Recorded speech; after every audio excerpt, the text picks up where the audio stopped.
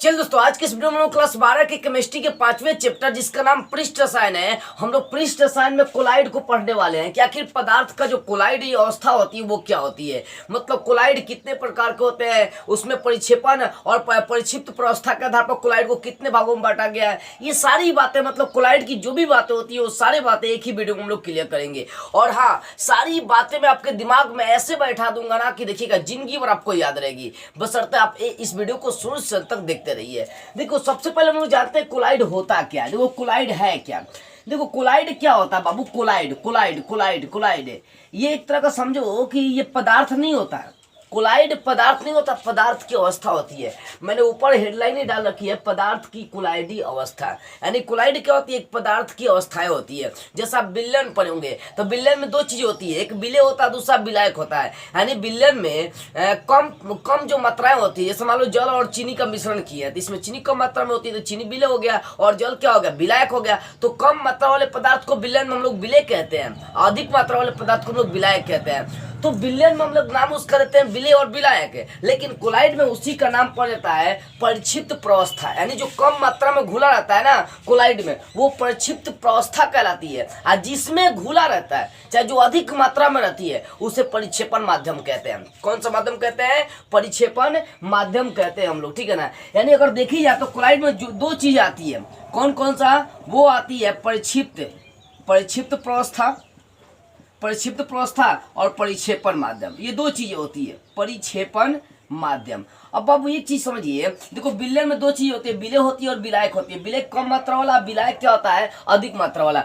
उसी प्रकार कोलाइड में परिक्षिप्त प्रावस्था का मतलब होता है कि उसमें कम मात्रा में जो घुली हुई है, और जिसमें घुली हुई है वो अधिक मात्रा वाला, उसको परिक्षेपण माध्यम हम लोग कहते हैं। तो कहने का बस इतना मतलब है कि कोलाइड पदार्थ की एक अवस्था है, वो पदार्थ नहीं, एक पदार्थ की अवस्था है। जैसा आप पढ़ेंगे पदार्थ की तीन अवस्था है, ठोस, द्रव, गैस है। उसके आगे भी दो पदार्थ की प्लाज्मा अवस्था, बोस आइंस्टाइन अवस्था, ये सब निकाली गई है, ठीक है ना।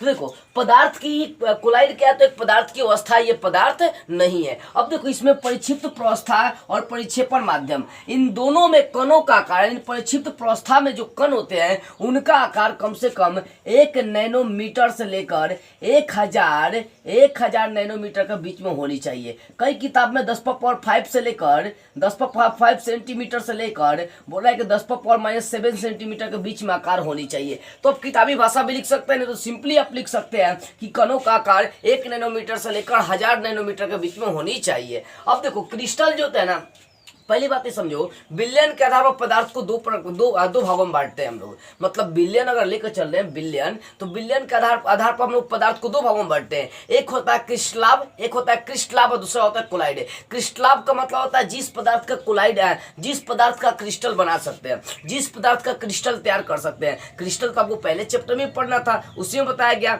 ठीक है ना। तो जिस पदार्थ का हम लोग क्रिस्टल बना सकते हैं वो होता है क्रिस्टलाभ, लेकिन जिसका क्रिस्टल नहीं बना सकते हैं वो होती है कोलाइड। कोलाइड का क्रिस्टल बनाना संभव नहीं है, क्योंकि इसका द्रवणांक, क्वथनांक सब क्या होते हैं, ऊंच होते हैं कोलाइड का, ठीक है ना। तो कोलाइड क्या है, एक पदार्थ की अवस्था है, पदार्थ नहीं है। कोलाइड कोई पदार्थ नहीं है, बल्कि एक पदार्थ की अवस्थाएं हैं। इसमें परिक्षिप्त प्रावस्था, परिक्षेपण माध्यम, ये दो चीजें होती है।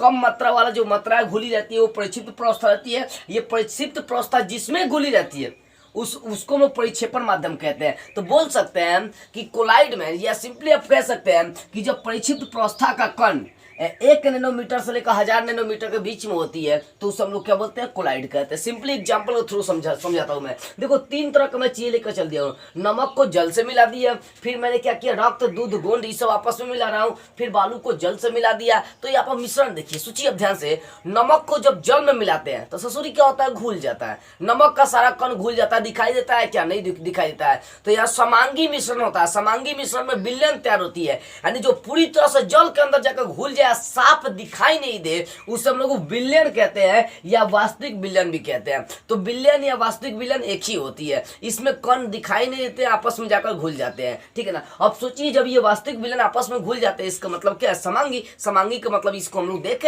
नहीं सकते हैं। लेकिन अगर वही एग्जाम्पल हम लोग रक्त और जल को लेकर चलते हैं, रक्त और जल को मिलाइए, तो क्या रक्त जो जल होता है, जल का रंग जो का त्यों रह जाएगा, नहीं।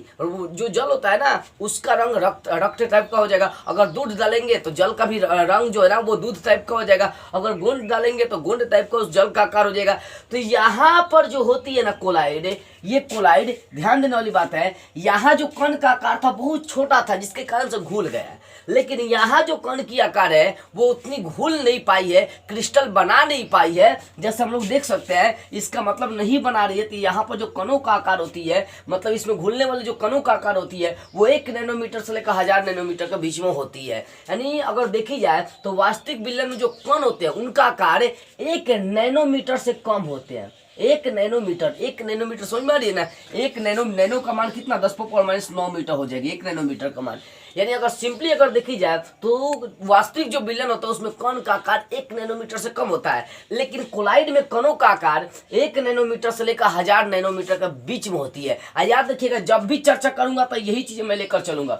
उसके बाद देखिए निलंबन। निलंबन में क्या होता है कि कण निलंबित स्थिति में होते हैं, मतलब घुल नहीं पाते हैं। जैसे सोचिए आप जल में बालू मिला दिए, जल में मिट्टी मिला दिए, क्या ये सब घुलने वाला चीज है? कदापि नहीं घुलने वाला है। तो इसका मतलब निलंबन में क्या होता है कि कण घुलते नहीं है बल्कि निलंबित स्थिति में इधर उधर घूमते रहते हैं, ठीक है ना। इसमें कणों का आकार 1000 नैनोमीटर से अधिक हो जाता है। सोचिए इसमें सबसे बड़ा हो जाता है ना कण का आकार, इसमें सबसे ज्यादा कण छोटा होता है, इसमें मीडियम में चलाता है, इसमें बहुत बड़ा होता है। तो सोचिए ये कण बहुत छोटा होता है वास्तविक विलयन का, तो क्या वास्तविक विलयन को हम लोग अपनी आंखों से देख सकते हैं? नहीं देख सकते हैं। माइक्रोस्कोप की भी सहायता से हम नहीं देख सकते हैं। अब जो कोलाइड होते हैं इसको भी हम लोग नग्न आंखों से अपनी आंखों से नहीं देख सकते हैं, लेकिन हाँ इसको माइक्रोस्कोप की सहायता से हम लोग देख सकते हैं। और जो निलंबन होता है उसको तो नग्न आंखों से भी देखा जा सकता है। सिंपली ये पूरी तरह से इसका कण घुल जाता है, इसका मतलब ये समांगी हो गया। ये नहीं घुल पाता जिसके कारण से विषमांगी हो गया, ये भी नहीं घुल पाता निलंबन जिसके कारण से ये भी विषमांगी हो गया, ठीक है ना। सिंपली मैंने आपको ये वास्तविक विलयन कोलाइड और निलंबन के बारे में समझा दिया। निलंबन क्या होता है तो इसमें कण घुल नहीं पाते हैं, वास्तविक विलयन में कण घुल जाते हैं और इसमें भी कण उतना नहीं घुल पाते, मीडियम में रह जाता है। यानी वास्तविक विलयन के कणों का आकार अगर देखते हैं तो 1 नैनोमीटर से कम होती है। कोलाइड के कणों का आकार 1 नैनोमीटर से लेकर 1000 नैनोमीटर के बीच में होती है, जबकि निलंबन में जो कण का आकार होता है वो 1000 नैनोमीटर से अधिक होती है, मतलब उससे भी ज्यादा होती है, ठीक है ना। ये वास्तविक विलयन समांगी होता है, कोलाइड विषमांगी होता है, जबकि ये भी विषमांगी होता है। इसको नग्न आंखों से अपनी आंखों से नहीं देख सकते, इसको भी अपनी आंख से नहीं देख सकते हैं, लेकिन माइक्रोस्कोप की सहायता से देख सकते हैं, और इसको तो नग्न आंखों से अपने आंखों से देख सकते हैं। अब एक चीज इंपॉर्टेंट बनती है कि जो विलयन होता है उसमें कम मात्रा वाले पदार्थ को विलेय कहते हैं, और जो अधिक मात्रा वाला पदार्थ होता है विलायक हो जाता है। इसमें भी वही होता है, विलेय और विलायक है। लेकिन कोलाइड में जो होता है ना, ये विलेय और विलायक का दूसरा नाम पड़ जाता है। जो विलेय होता है, विलेय के जो कण होते हैं उसको परिक्षिप्त प्रोस्था कहते हैं, और जो विलायक के कण होते हैं उसको परिक्षेपण माध्यम कहते हैं। यानी कम मात्रा वाले पदार्थ को कोलाइड में परिक्षिप्त प्रोस्था कहते हैं, जबकि परिक्षेपण माध्यम को अधिक मात्रा वाला पदार्थ हम लोग कहते हैं।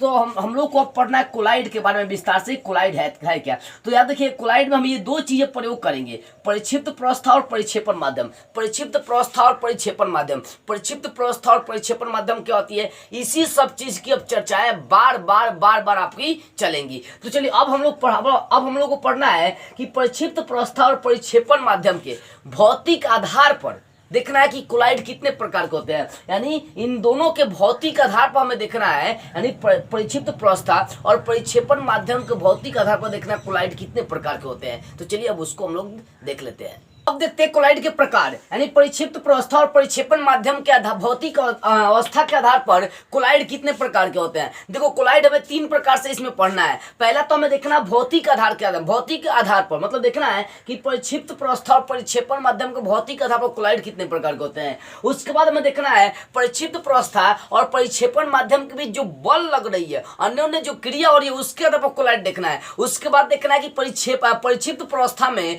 कणों के आधार पर कोलाइड कितने प्रकार के होते हैं। यानी 3 प्रकार से हमें कोलाइड पढ़ना है। चलिए हम लोग सबसे पहले पढ़ते हैं परिक्षिप्त प्रोस्था एवं परिक्षेपण माध्यम की भौतिक अवस्था के आधार पर कोलाइड कितने प्रकार के होते हैं। देखो भौतिक अवस्था के आधार पर कोलाइड 8 प्रकार के होते हैं, देख सकते हैं। भौतिक अवस्था के आधार पर ठोस, द्रव, गैस के रूप में। देखो अगर मान लो कि परिक्षिप्त प्रोस्था ये वाला कण है और परिक्षेपण माध्यम ये है, अगर परिक्षिप्त प्रोस्था में ठोस है और परिक्षेपण माध्यम में भी ठोस है, मतलब परिक्षिप्त प्रोस्था यानी विलेय का कण और विलायक का कण दोनों ठोस के ठोस है, तब वहां पर जो कोलाइड बनेंगे वो ठोस सॉल बनेंगे। ठोस सॉल का मतलब देखो, इसका एग्जांपल है जो कुछ रंगीन कांच है, मतलब कुछ ऐसे शीशे होते हैं, चाहे कुछ ऐसे पत्थर आपको दिखाई देते हैं जिस पर उजला उजला भाग आपको दिखाई देता है। मान लो कि यहाँ पर कोई पत्थर है आपके पास, इस पर उजला यहाँ पर भाग होता है, तो बाबू पत्थर भी क्या है, एक ठोस है। वहां जो उजला भाग है वो भी क्या है, ठोस है। तो ये ठोस सॉल कहलाते हैं। ठोस सॉल में क्या होता है, परिक्षिप्त प्रवस्था भी ठोस होता है और परिक्षेपण माध्यम भी ठोस होता है। तो ठोस ठोस का जो कोलाइड होता है उसको हम लोग ठोस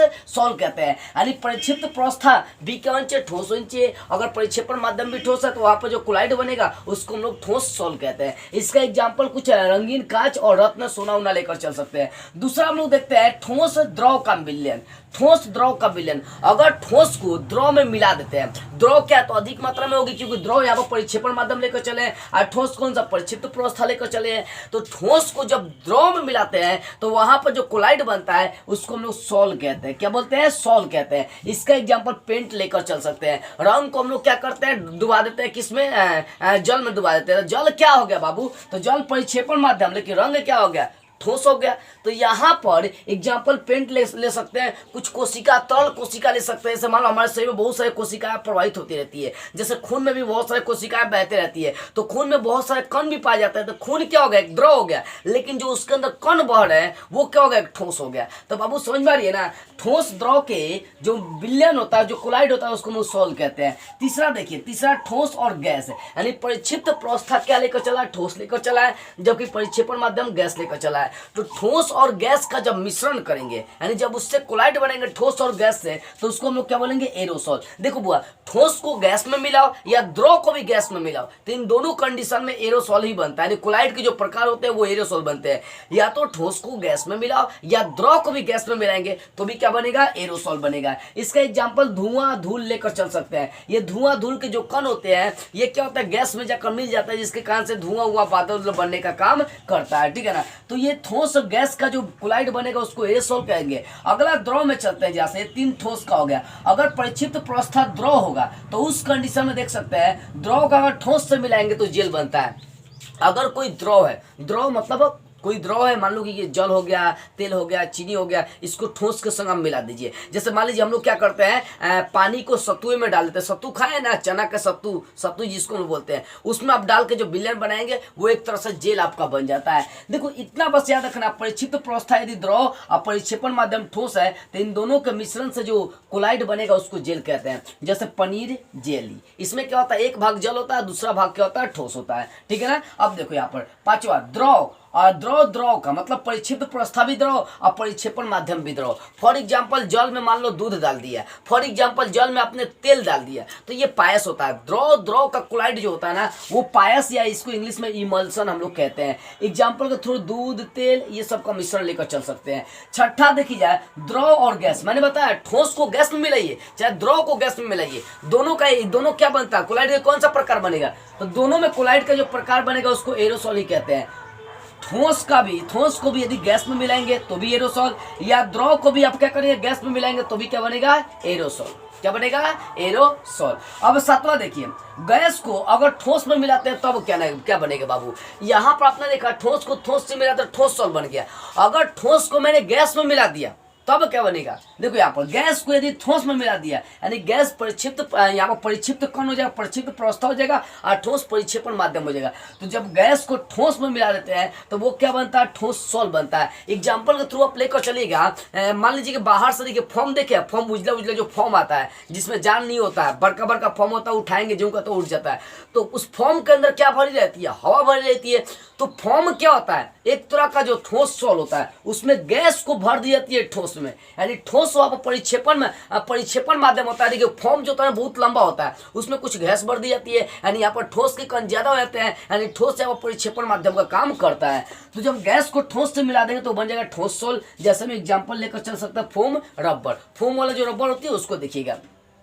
8वां होता है गैस द्रव का विलयन। यदि गैस को द्रव में मिला दिया गया तब वहां पर क्या बनता है, कोलाइड का कौन सा प्रकार बनता है, फोम बनता है। यानी गैस को द्रव में, जैसे पानी उनी में मिला दिए गैस को, जैसे यहाँ पर साबुन के झाग। अब देखेंगे साबुन का जो फेन बनता है ना, वो क्या होता है, उसमें गैस भर जाती है, एक तरह से आकर गैस आकर भर जाती है बाबू। यानी द्रव में क्या भर जाती है, गैस, उसको हम लोग फोम कहते हैं। यानी कोलाइड का यहाँ पर जो प्रकार निकलेगा उसको क्या कहेंगे, फोम कहेंगे। थ्रू एग्जाम्पल देखिए, साबुन के झाग या फेन, ठीक है ना। तो इस तरह से मैंने आपको बता दिया। आगे देखो 9 नंबर, आप सोचे होंगे गैस का क्यों नहीं होता है, तो समांगी गैस में नहीं होता, गैस को गैस से मिलाएंगे तब कोई कोलाइड नहीं बनता है। यानी परिक्षिप्त प्रोस्था और परिक्षेपण माध्यम के आधार पर कोलाइड 8 प्रकार के हो गए। देख सकते हैं, ठोस का ठोस, द्रव का ठोस, गैस का द्रव, ठोस का द्रव, द्रव का द्रव, गैस का गैस, ठोस का गैस, द्रव का। ये 8 तरह के कोलाइड के प्रकार आपको देखने को मिल गए। किसके आधार पर, तो परिक्षिप्त प्रोस्था और परिक्षेपण माध्यम के भौतिक कणों के आधार पर, ठीक है ना। अब हमें पढ़ना है कि परिक्षिप्त प्रोस्था और परिक्षेपण माध्यम के बीच अन्योन्य क्रिया के आधार पर, मतलब उनके बीच जो बल लग रही है उसके आधार पर हमें देखना कोलाइड के प्रकार।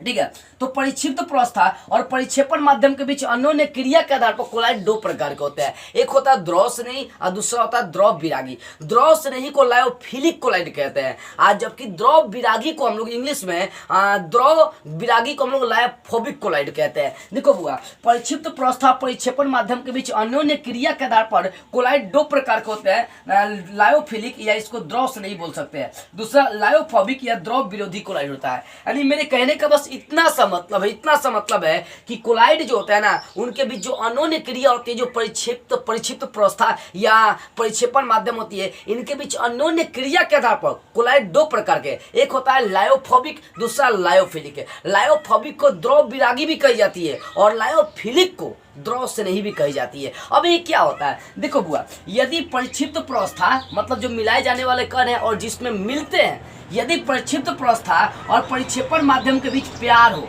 या आकर्षण हो, क्या बोलेंगे, प्यार हो, आकर्षण हो। मान लो एक लड़का है और उस लड़की को, एग्जाम्पल के थ्रू यहाँ पर समझिए ध्यान से, कोई लड़का है, ठीक है, ये मान लो कोई लड़का है और ये कोई लड़की है, ठीक है ना। अगर इस लड़का लड़की के आपस में प्रेम है, मतलब इन दोनों के बीच क्या आपस में एक दूसरे के प्रति प्रेम है या एक दूसरे के प्रति आकर्षण है, तो ये जो कोलाइड बनाएंगे ना, ये द्रव से नहीं मतलब लायोफिलिक कोलाइड बनेगा। फिलिक का मतलब क्या हो गया, इनके बीच फीलिंग आ गई है कि एक दूसरे की भावना को ये समझ सकते हैं, ये होता है लायोफिलिक। यानी द्रव से नहीं होता। द्रव से नहीं में क्या होता है कि ये एक दूसरे से प्रेम करते हैं, ये कभी अलग होंगे भी ना तो बाद में मिलने का चांस रहता है, लेकिन जो एक दूसरे से प्रेम कर भी नहीं करता ससुर, ये बाद में मिलने का कोई चांस नहीं बनता, वो दूसरे के संग फरार हो जाएगा। देखो बाबू, इतना समझो कि जब परिक्षिप्त प्रोस्था और परिक्षेपण माध्यम के बीच आकर्षण या प्यार होती है तो वैसे कोलाइड को हम लोग लायोफिलिक या द्रव स्नेही कहते हैं। पूछता है एग्जाम्पल कि लायोफिलिक या द्रव स्नेही कोलाइड किसे कहते हैं, सिंपली बता दीजिएगा कि जब परिक्षिप्त प्रोस्था और परिक्षेपण माध्यम के बीच आकर्षण या प्यार होती है तो इस प्रकार जो कोलाइड बनता है उसको द्रव स्नेही कोलाइड या लायोफिलिक कोलाइड कहते हैं। अब यहाँ पर देखो, लायोफोबिक को समझो। लायोफोबिक या द्रव विरोधी क्या होती है, एक दूसरे से प्रेम बहुत कम करते हैं जबरदस्ती में। जैसे लड़का लड़की की शादी बाबू मैं करवा दिया, तो यहाँ पर उनके बीच कोई प्रेम नहीं था, लेकिन जो पहले से जान रहा है एक दूसरे को, उनके बीच शादी हुई है तो उनका रिश्ता मजबूत होता है, क्योंकि उनके बीच पहले से प्रेम था, वो एक दूसरे को जान रहे, ठीक है ना। तो परिक्षिप्त प्रोस्था परिक्षेपण माध्यम के बीच जब आकर्षण या प्यार होता है तो उसे हम लोग द्रव स्नेही या लायोफिलिक कहते हैं। लेकिन जब परिक्षिप्त प्रोस्था और परिक्षेपण माध्यम के बीच आकर्षण कम या प्यार बहुत कम होता है तो उसे हम लोग क्या बोलते हैं, लायोफोबिक या द्रव स्नेही कहते हैं। यानी अगर देखी जाए तो द्रव स्नेही में प्रेम होता है, लेकिन लायोफिलिक या द्रव विरोधी में उतना प्रेम नहीं होता जितना चाहिए। अब देखिए, कई बार एग्जाम में पूछा है कि इन दोनों में अंतर लिखिए। बाबू यहाँ पर अंतर समझना ध्यान से, ये द्रव स्नेही मतलब लायोफिलिक कोलाइड, द्रव विरोधी मतलब लायोफोबिक कोलाइड। अब देखो, द्रव स्नेही में मैंने बता दिया कि ये लड़का लड़की है, जब इनके बीच आकर्षण होगा, प्रेम होगा, तो उससे बोलेंगे क्या होगा, द्रव स्नेही कोलाइड। तो लिख सकते हैं कि इस कोलाइड में आकर्षण होता है, जबकि इस कोलाइड में, द्रव विरोधी कोलाइड में आकर्षण बहुत कम होता है। दूसरा लिख सकते हैं कि ये अस्थाई होते हैं, यानी द्रव स्नेही जो कोलाइड होती है ये अस्थाई होती है। कैसे बाबू, अस्थाई का मतलब क्या होता है, इनका शादी ब्याह होगा, ये आपस में मिलजुल कर रहना शुरू कर देंगे। लेकिन द्रव विरोधी मतलब जो एक दूसरे को पसंद नहीं करते हैं, इनके कौन, यानी परिक्षिप्त प्रोस्था परिक्षेपण माध्यम को पसंद नहीं करता है। तो सोचिए क्या ये अस्थाई होगा, नहीं, ये अस्थाई नहीं होगा, बल्कि बल्कि इन्हें अस्थायी कारक की आवश्यकता पड़ेगी। जैसे मान लो कोई लड़का लड़की है, उनके बीच शादी हो गया और आपस में विवाद अभी चल रहा है, तू मुही रोज चल रहा है, तो घर के लोग, लड़की के घर के लोग आकर समझाते हैं कि बेटी ऐसे करो, बेटा ऐसे करो, मतलब उनको समझाया जाता है, तब जाकर मिलजुल कर रहते हैं। यानी लेकिन जिनके पीछे द्रोष नहीं, मतलब जिनके बीच प्रेम होता है, उन्हें कोई समझाने की आवश्यकता नहीं होती है। लेकिन द्रव विरोधी में क्या होता है, लोग समझाने का काम करते हैं। इसका मतलब क्या होता है कि द्रव से नहीं अस्थायी होता है, लेकिन द्रव विरोधी कोलाइड यानी लायोफोबिक कोलाइड वो क्या होता है, उन्हें अस्थायी कारक की आवश्यकता पड़ती है, लोग आकर समझाएंगे। तीसरा क्या होता है कि उत्क्रमणीय होता है। ये द्रव से नहीं कोलाइड उत्क्रमणीय होता है। कैसे, मान लो बाई चांस एक दूसरे से प्रेम करता है, किसी कारण से ये अलग हो जाते हैं, अब भविष्य में मौका फिर मिला मिलने का, तो ये मौका छोड़ेंगे नहीं, ये आपस में मिल जाएंगे, याद रखिएगा। इस कारण से द्रव से नहीं कोलाइड क्या होता है, उत्क्रमणीय होते हैं। लेकिन द्रव विरोधी कोलाइड ये उत्क्रमणीय नहीं होते। एक बार अलग होंगे तो ये दूसरा बार मिलने का चांस ही नहीं ढूंढेंगे, बोलेंगे मुझसे नहीं मिलेंगे। यानी अगर द्रव विरोधी देखते हैं तो ये अनुत्क्रमणीय होता है। ठीक है, अब चौथा एग्जांपल समझिए। ये जो होता है ना द्रव स्नेही कोलाइड, इसमें एक दूसरे से सब कोई प्रेम करता है। यानी द्रव स्नेही कोलाइड ये घोलक से नहीं होते। घोलक का मतलब जो अधिक मात्रा में कण रहता है उससे अधिक प्रेम करता है। यानी एक लड़की एक लड़के से जब ज्यादा प्रेम करना शुरू कर दे, या एक लड़का एक लड़की से ज्यादा प्रेम करना शुरू कर दे, तो यहाँ पर बनेगा द्रव स्नेही कोलाइड। देखो द्रव स्नेही कोलाइड का मतलब क्या होता है, द्रव स्नेही कोलाइड का मतलब होता है कि ये एक दूसरे से प्रेम करते हैं। स्नेह का मतलब प्रेम होता है। यानी द्रव स्नेही जो होता है ना वो घोलक से नहीं होते हैं, मतलब अपने कण से अपने घोल से प्रेम करते हैं। लेकिन ये घोलक विरागी होते हैं। इनका जो कण होता है ना वो घोलक को पसंद नहीं करता है। यानी परिक्षिप्त प्रावस्था का जो कण होता है वो परिक्षेपण माध्यम को साफ निग्लेक्ट कर देता है, बोलता है कि मैं तुमसे शादी नहीं करूंगी, मैं तुमसे प्रेम नहीं करती हूँ, मेरा तुम्हारे प्रति कोई आकर्षण या अट्रैक्शन नहीं है। ठीक है ना, यानी ये घोलक से नहीं होता है, लेकिन ये द्रव विरोधी क्या होता है, घोलक विरोधी होते हैं, आगे विरागी होते हैं। आगे है देखो, इन्हें विलेन बनाने के लिए कोई नियम की आवश्यकता नहीं होती है। मतलब ये क्या होता है, सिंपली इनका शादी ब्याह होगा। द्रव स्नेही में क्या होता है, जो एक दूसरे को जानते हैं पहचानते हैं, इनका सिंपली शादी होगा, बाबू क्या हो गया, इनका विलेन बन जाता है। मतलब विलेन बनकर कोई नया प्रोडक्ट बन जाता है। लेकिन जिनका शादी नहीं हुआ है, मतलब जिनके बीच कोई आकर्षण प्रेम नहीं है, उनको अप्रत्यक्ष विधि द्वारा बनाए जाते हैं। गाँव के जवार के लोग, घर के लोग सब आपस में समझाते हैं कि मिलजुल कर रहो, धीरे धीरे अपने एक दूसरे को समझना शुरू कर दोगे। तो ये क्या होता है कि विधि हो गया, ये अप्रत्यक्ष विधि से बनाए जाते हैं।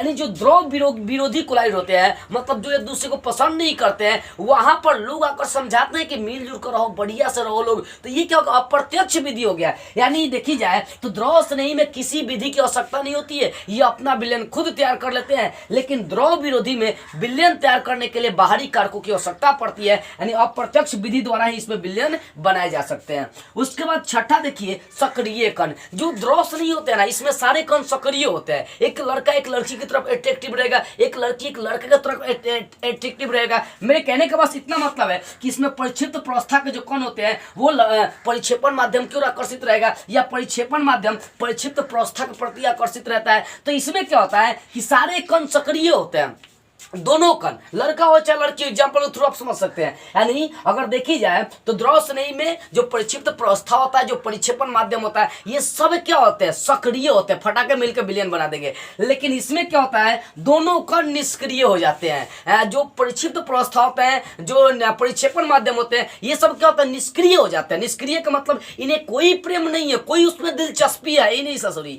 देखो, समझो ना आप, देखो इसमें जो परिक्षिप्त प्रावस्था के कण होते हैं वो सक्रिय होते हैं, लेकिन इसमें परिक्षिप्त प्रावस्था के जो कण होते हैं वो निष्क्रिय होते हैं। अंतिम अंतर समझो, यहाँ पर जो द्रव स्नेही होता है, इन्हें मिश्रण के नियम का पालन नहीं करना पड़ता है कि मिला जुला कर चले, लेकिन इन्हें मिश्रण के नियम का पालन करना पड़ता है कि लड़की के घर वाले लड़की पर जोर डालेंगे, लड़के के घर वाले लड़के पर जोर डालेंगे, जबरदस्ती उनका मेल मिलाप होगा, तब जाकर वो धीरे धीरे रहना शुरू करेंगे। तो यहाँ पर द्रव स्नेही के बीच कोई मिश्रण के नियम का पालन नहीं करना पड़ता है, लेकिन ये द्रव विरोधी में मिश्रण के नियम का पालन करना पड़ता है। नहीं पालन करेंगे, पालन का मतलब नहीं घर के लोगों का बात मानेंगे तो मारू के यहाँ से भगा देंगे। समझ में आ रही? तो ये 8 अंतर आपको दिखाई दे रही होगी लायोफिलिक और लायोफोबिक में। बस इतना याद रखना कि द्रव स्नेही को फिलिक कहते हैं, जबकि द्रव विरोधी को लायोफोबिक कहते हैं। तो ये 8 अंतर आपको विस्तार से समझ में आ गई होगी। ये सारा अंतर पर एक लड़का लड़की के बीच प्रेम और एक लड़का लड़की के बीच प्रेम नहीं है, इन दोनों के आधार पर बांट सकते हैं। सिंपली मैंने आपको समझाने की कोशिश करी है।